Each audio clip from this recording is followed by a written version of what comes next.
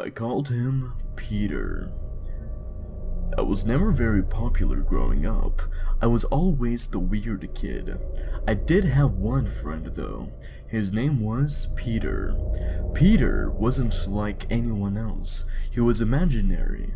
A child having an imaginary friend isn't weird. In fact, it's perfectly normal for a 5-year-old. I was 10. My parents let me be. It was harmless. All we did was walk around the fields and play in the creek together. You see, we lived in the country. My closest real friend lived 10 miles away in town, but they were just school friends. I'd hang out with them at school, but they never called or asked me to hang out after school. I would go to the entire summer without seeing them. My sister and I weren't friends. We were lucky we didn't kill each other. She even made fun of me for having Peter around. Mostly, she made fun of his name. Peter Wickweedle is what I called him. He never spoke to me. I knew nothing about him, other than he was a 14-year-old boy. I imagined him with red hair but without the freckles. As I grew older, Peter didn't go away.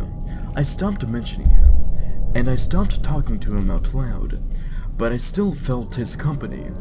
I used to feel him sit on my bed at night. I even saw a black silhouette of a man standing in my doorway, watching me sleep. It wasn't my father. He didn't live in our house. I knew it was Peter. I don't know how, I just did. When I was 15, I awoke one night to the sound of my name being whispered. I opened my eyes wide, listening. Run, came the whispered male voice that had pulled me out of my slumber. I rose out of bed and through the open window in my room. I didn't know why I was running. I didn't know why I was scared, but I was. I ran down the road I knew led to town. I ran until I reached the police station. I have no idea why I went there.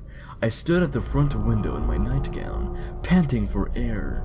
I didn't know what to tell the police officers when they inquired why I was there in the middle of the night, why I was there in my nightgown, why I was barefoot, or why I had ran there.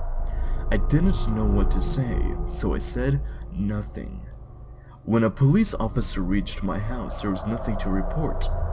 All the doors and windows were locked tight with no sign of foul play. When the officer knocked on the door, no one answered. I watched the big hand on the wall move from 5 to 7. After reassuring the dispatcher many times my mother and sister were home, the officer entered the home. No one was home, not even our golden retriever. I gave the officers my father's number, and he came to pick me up. I found my dog a month later on the way home from school. He was waiting for me on my dad's porch. My mother and sister are still missing. I haven't spoken to Peter since.